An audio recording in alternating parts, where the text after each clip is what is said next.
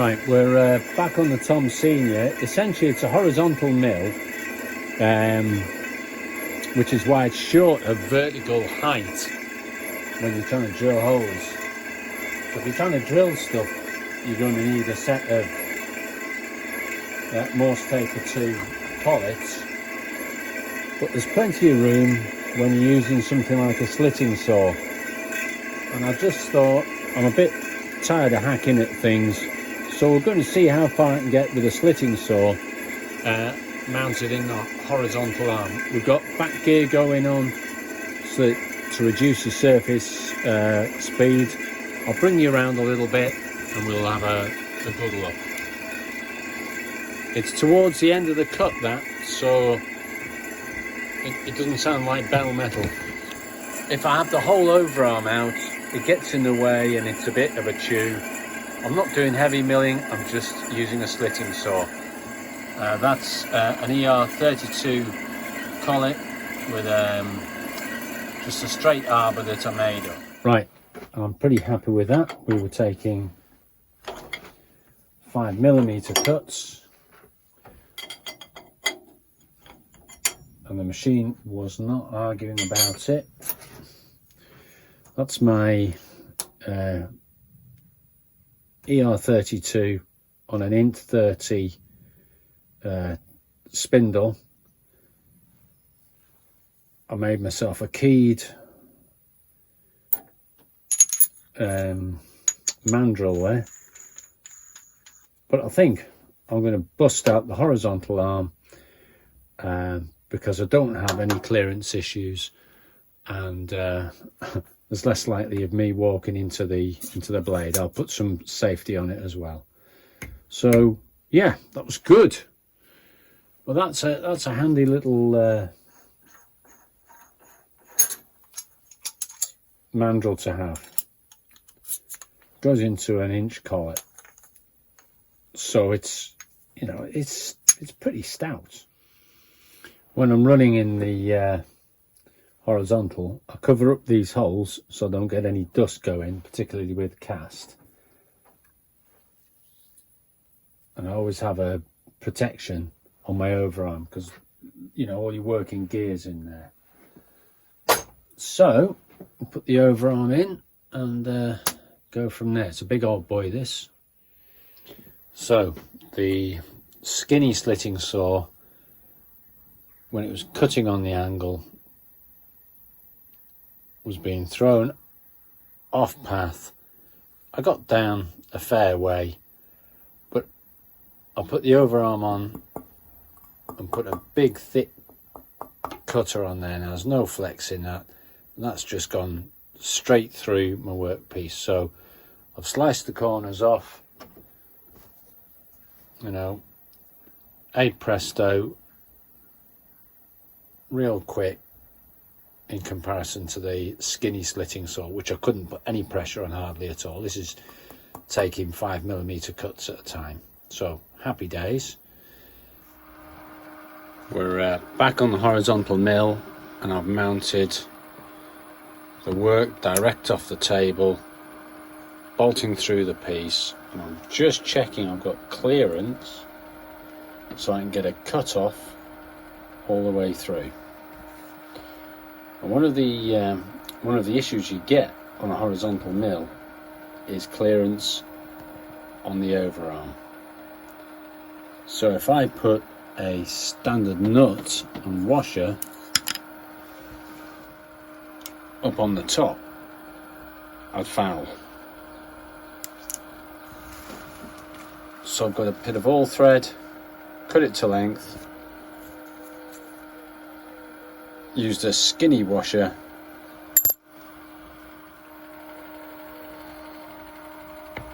so there's your comparison. Skinny flange nut on a repair washer, standard flange nut on a proper thick washer. You can really crank on this one, but this will do for this job. At the back of the table, I've got a magnet holding a ruler, which is giving me the stop distance which is giving me where to place the stop. So I'm going to drop the table, come back round and then come back up to that stop. And I'll take that middle stud out.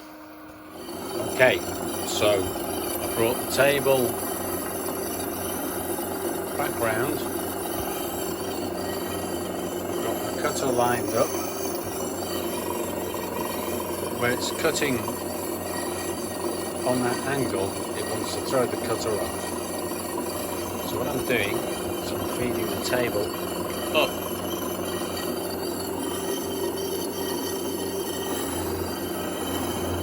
So I get to my mark.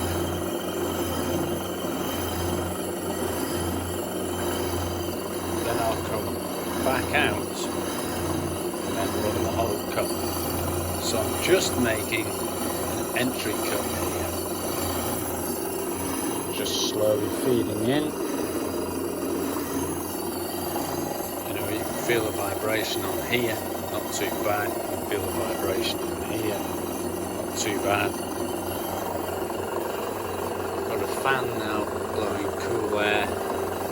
That motor's staying super happy.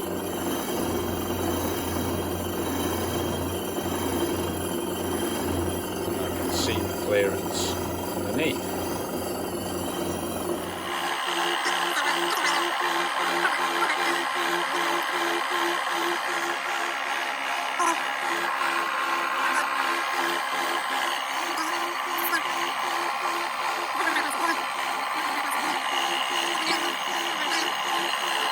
All right. Okay, so we're through that piece now, and you know, that's the finish from the horizontal cutter. So it's cut a real nice piece out there. The finish, there you go, that's better. The finish is very good, and it won't take much to get that absolutely parallel to the base. We're going from there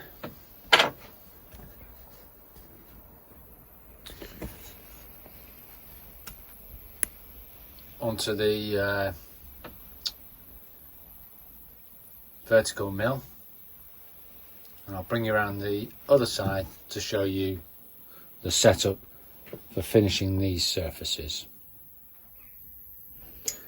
So in order to put a nice finish on this edge here, we've got the toe clamp,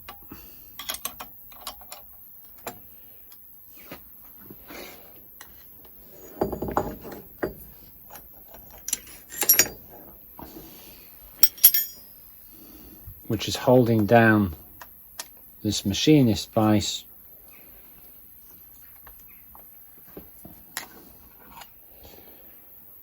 It's just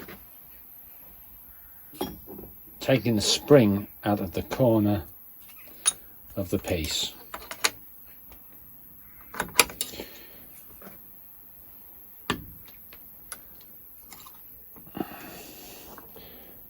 There's not much to grip on if it's down there.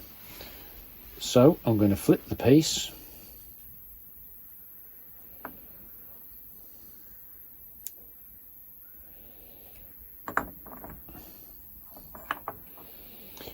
And line it up again. And to line it up, I've got a scribe line on the top.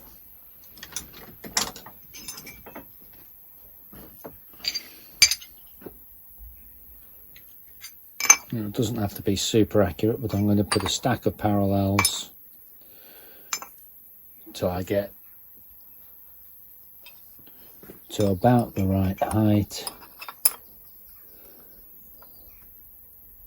Well, it's not far off actually, it's ridiculous. And then I'm going to jiggle around with it, reset it, and then just face this corner off. Cinching up on there,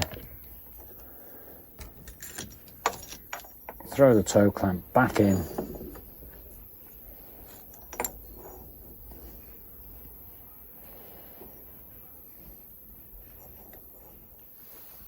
think I'll put a little pad on this side now.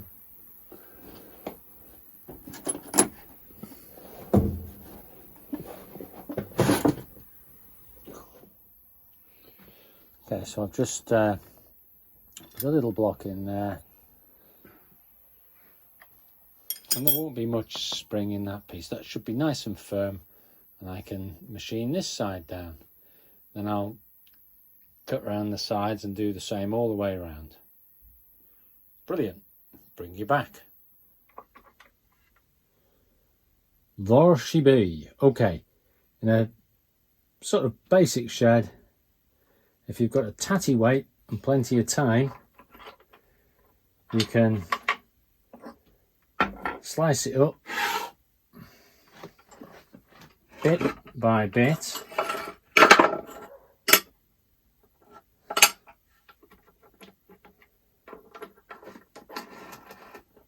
And after a good deal of work,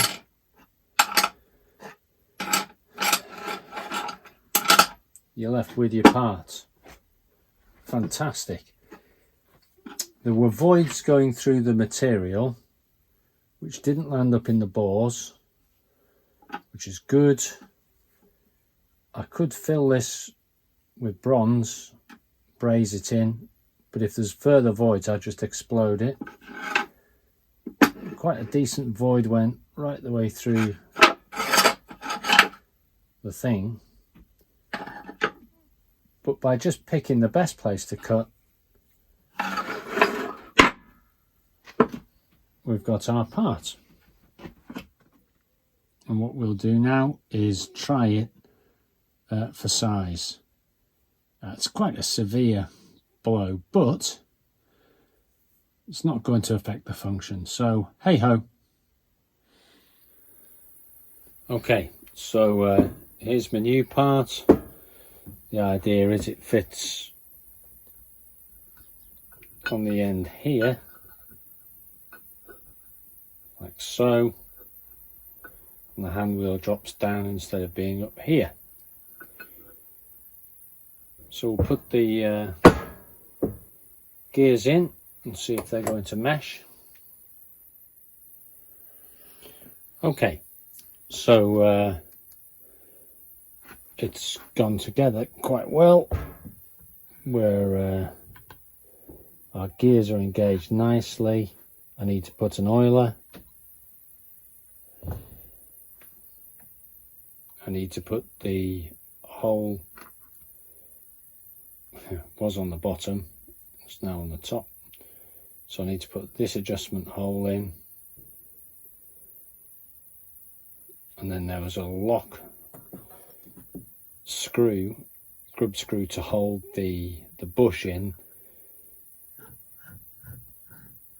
for the pinion gear bushing.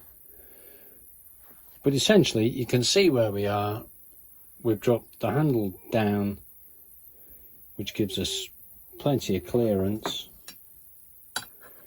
I can still take a fair bit more off. I didn't want to take too much off the top here, but this hump can now come off and we can get on to the next bit. This took longer than I thought, but we're on with the next thing. Thank you for watching.